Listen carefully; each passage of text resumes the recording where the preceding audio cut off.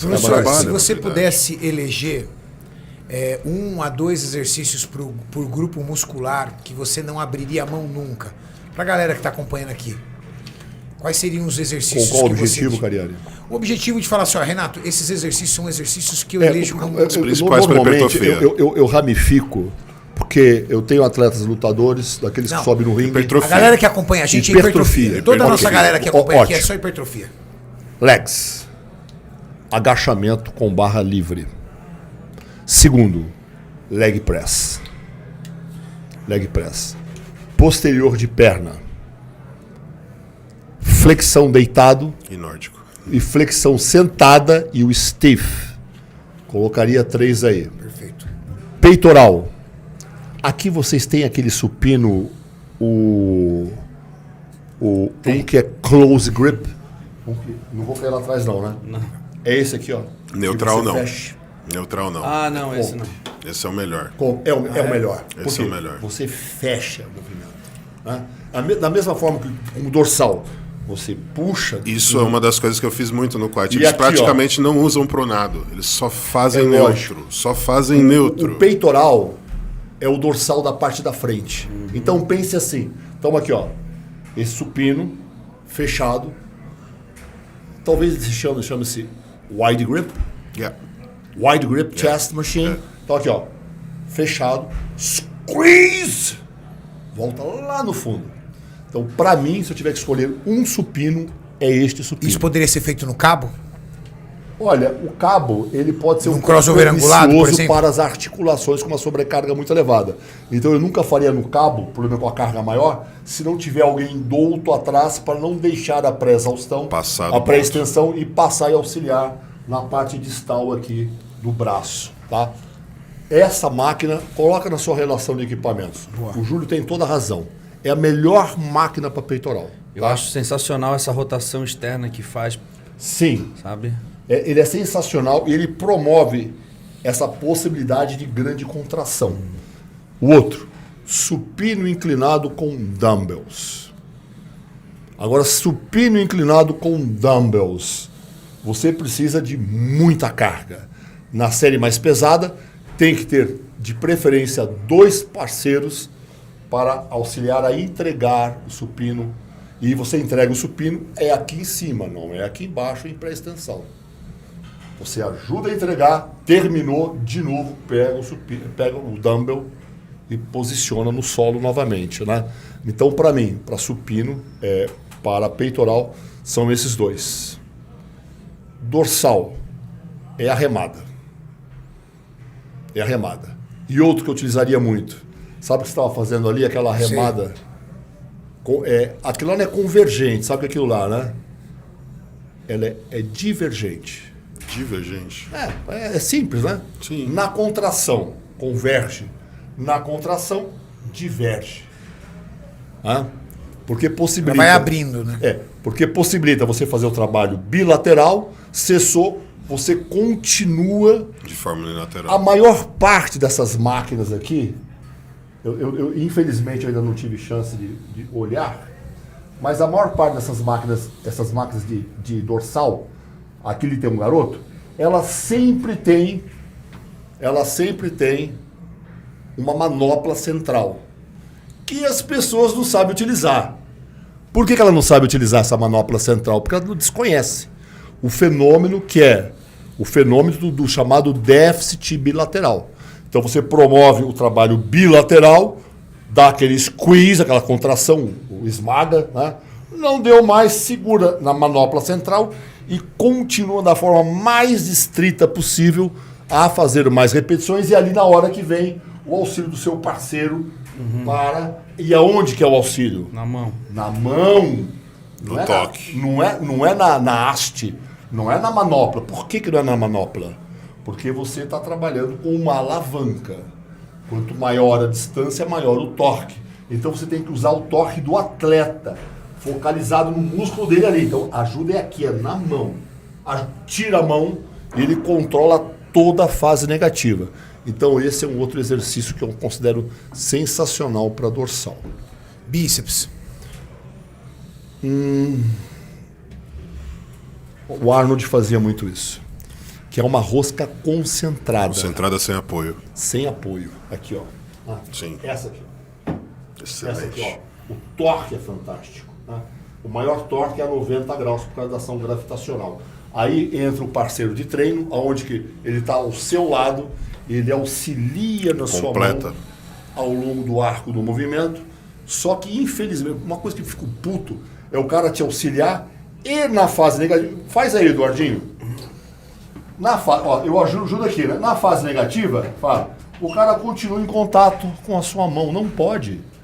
Ajuda aqui, tira a mão.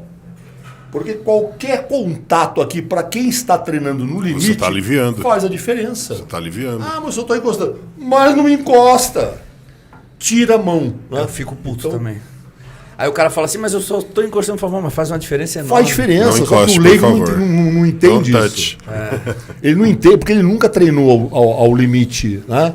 Então é por isso que a nossa atividade é uma atividade de eminência prática. Sim. Você não precisa de ser um Eduardo Corrêa, você não precisa de ser um Júlio Balestrin para ser um grande treinador. Mas você tem que ter passado pelo caminho das pedras. Senão tu nunca vai entender isso. Tríceps, professor. Tríceps. Pulei alto. Pronado. Esmaga. Reto ou W? Não, sempre a barra W. Tanto na rosca direta quanto no Epicôndilos tríceps. agradecem. É a tal da epicondilite, né? Essa rotação aqui é perniciosa e sempre vai causar lá na frente uma... Não façam rosca direta. Com Lógico, tem uma barra meia dúzia de ogro aí que pode fazer isso a vida inteira, nada vai acontecer com ele. Mas se tu treinar que nem homem, com o peso que deveria, com barra reta, né? Eventualmente você vai ter uma epicondilite, às vezes até bilateral. Mas a mulher também tem que fazer, né? Se for... olha, dependendo da categoria, né? Sim. Dependendo da categoria. Ombros. Ombros. É o levantamento lateral. Já, isso é o primeiro que você me falou de monoarticular. É o levantamento Tirando os de articular. braço, né? É o levantamento Ô, professor, lateral. falar em levantamento lateral, é um movimento bem... Assim, é um movimento muito eficiente, mas eu percebo que há uma busca incessante pela progressão de carga e aí ele já Nossa, não esse é um exercício que não dá pra progredir carga. descaracteriza muito, né? Você tem aquela máquina aqui de levantamento lateral? Temos. A gente tem... Vou dar um macete para Tem vocês. uma Ó. É de preferência na máquina. Com dumbbell não vai ser muito legal. Trava lá. Trava lá. Isométrico. Legal. Trava. Experimenta isso, depois você me fala. Legal. Faz a isometria on the top. Aí controla a negativa. Dá um resultado sensacional. E depois, obviamente, é o desenvolvimento, military press. Com halter. Por que com halter? Porque ele obedece à natureza Individualidade. musculoarticular sua. Não é a retidão da barra. Com a retidão da barra, você vai fazer um movimento para a sua proteção com uma amplitude menor. Então vai ter um movimento que também tem a sua utilidade para, tipo peak contraction. Né? Você quer trabalhar mais a região central do ventre muscular, o que também tem a sua utilidade. Porém, a maior parte do movimento com dumbbells. Antigamente, na nossa época, né, Julião? Era muito comum você ter aquele suporte para fazer militar com barra. Você tirava a barra daqui.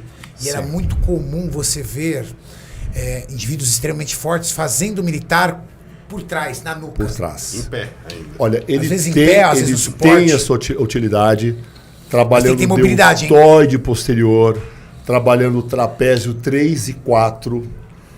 Né? Mas só que, no que se refere ao deltoide, ele praticamente some. Como, por exemplo, eu tenho uma experiência muito simples para fazer em um movimento diferente.